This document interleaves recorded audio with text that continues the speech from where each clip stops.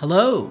It's Tuesday, October 18th, and I just came up with a potential name for our game, Through the Cracks. Through the Cracks is an RPG with visual novel aspects about a community of tiny people who live in the crevices of a lonely widower's house. You play as Lilli, a young apprentice courier whose job it is to run supplies and do errands for her little town. We're making Through the Cracks as a self-imposed game jam, running from October to December 1st, with plans to upload it for free on itch.io sometime in January. So yeah, without further ado...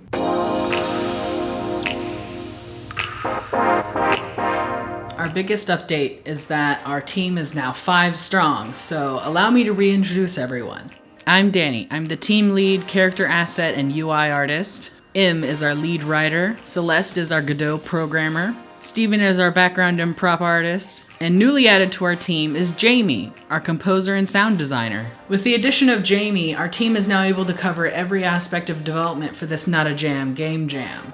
In the last devlog, we covered the general brainstorming of the game itself, and I created the first character designs. I think I did a good job with most of the concepts, but I've not finalized them just yet. Around 10 a.m., Im and I started brainstorming names for the characters. We decided that since the main character's name is Lilli, short for Lilliputian, and Lilli is technically a flower name, that all of the other characters should follow that naming convention. So our player character is Lilli, the tailor dad is named Oleander, the baker mom is named Rose, the courier's name is Heath, the mechanic's name is Dusty, the rancher's name is Basil, the gardener's name is Marigold, the gardener's apprentice name is Reed, and our doctor is named Willow. Now that we've got names for everybody, our main focus for this devlog is to start working on the essential assets for our first vertical slice. We visualized this first vertical slice to be sort of like the beginning of the game, a sort of tutorial, if you will. Our first vertical slice will feature one background environment, our player character who will be fully movable, and her dad, Oleander, will have an idle animation. The player will be able to talk to Oleander, so we'll need the UI for dialogue and visual novel sprites for both of the characters as well. Celeste also requested that I make some action indicator graphics for when you can talk to a character or interact with an object. And we'll need some background music and various sound effects for the gameplay and menu screens. That is a lot to do. Luckily, I spent most of Monday working on idle animations for the player character. So I decided to use Storyboard Pro to rough out my animations, and even though it doesn't have a particularly good looping playback button as far as I can tell, I found Storyboard Pro's ability to aid me in the animating process satisfactory.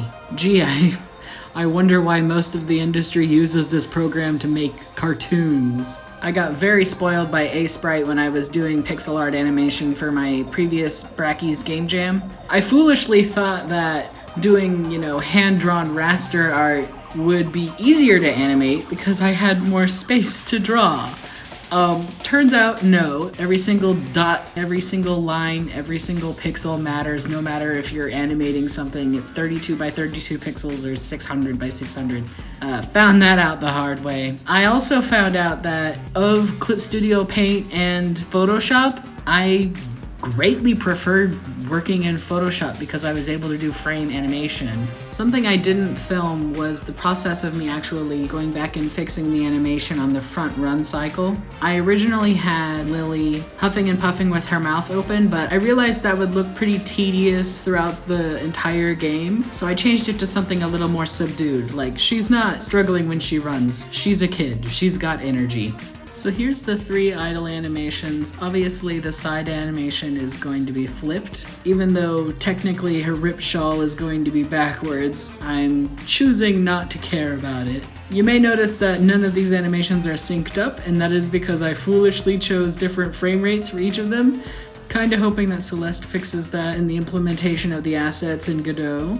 Also off camera, I sketched out the rough of the running animation from the side, and the process of getting that one up to final was honestly pretty painless. I was determined not to have an out-of-sync running animation, so what I did was I layered the front animation over the side animation, and I matched it.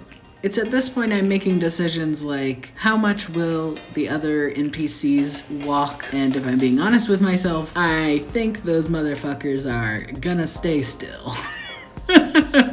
I'm pretty proud of this running animation, although I feel like the head is a bit jittery compared to everything else, and maybe her back is a bit too stiff. If I keep looking at it, I'm gonna pick it apart. But the important thing is I've gotten another crucial animation done for the slice. Now I just have, well, I have quite a bit more to do, but I think it's time for a break.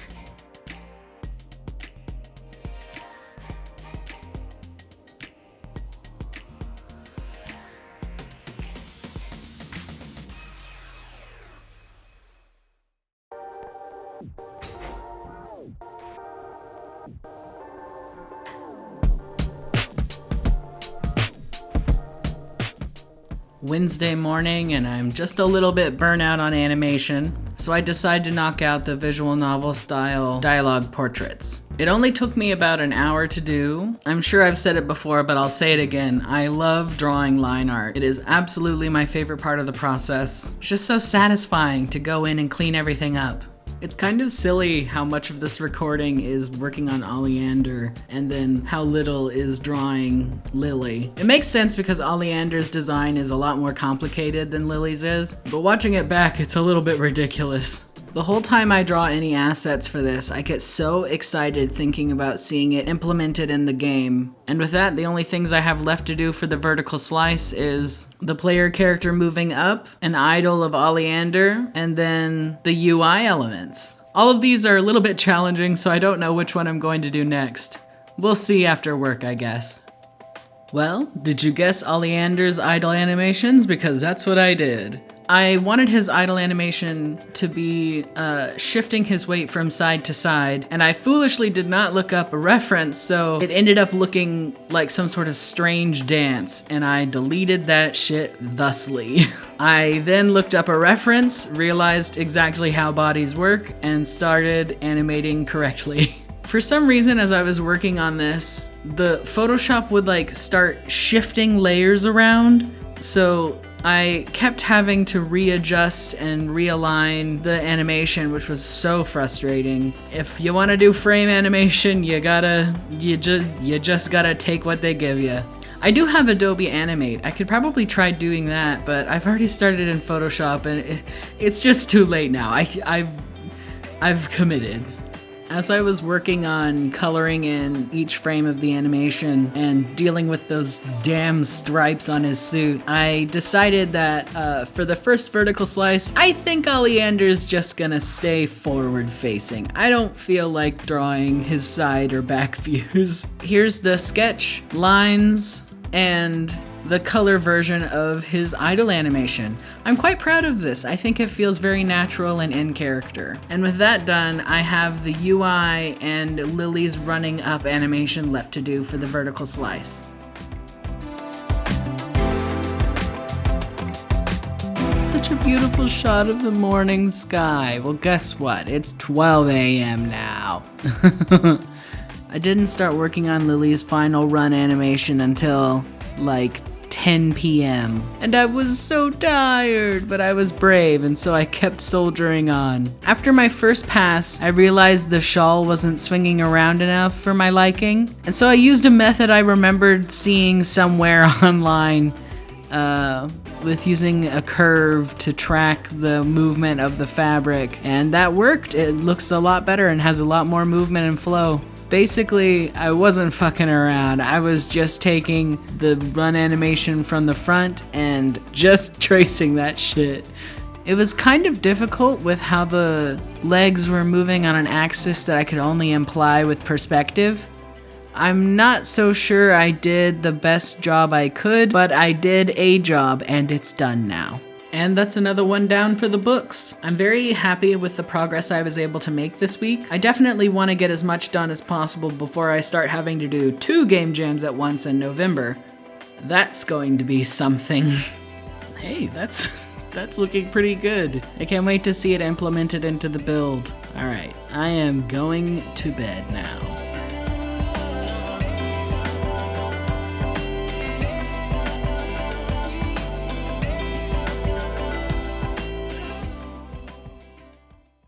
So we're coming up on the end of this devlog, and I feel like I've managed to get quite a bit done. The only thing left that I have to do is the UI elements, which I am going to wait until Steven makes a background so that I can make sure that everything feels cohesive. But wait, pause the outro. I've got something incredible to show you. It's the very first build. So we've got a front idle animation, a back idle animation, and a side idle animation, which looks so cute. And of course, the whole time we're idling around, so is Oleander, whose shadow is also popping on and off. My bad. Oh, I love the sway and the pause that he has. So let's run some circles around, huh? This looks so good. And you can run behind objects and it looks so crisp. You can even run behind Oleander, I think. Yes, you can. Look at that. The layering. Incredible. Okay. So we've got running to the side, running up, running down, and now talking. Oleander says, "Hey, sport. How's it going?" And that's all we have so far. But it still feels like so much, you know? And Celeste did such an incredible job pulling this together. I'm so happy and excited to keep working on this. Just you know? Okay, with that fucking awesome shit out of the way, outro, resume. Thanks so much for watching, and I will see you in the next devlog as we get further along. Bye.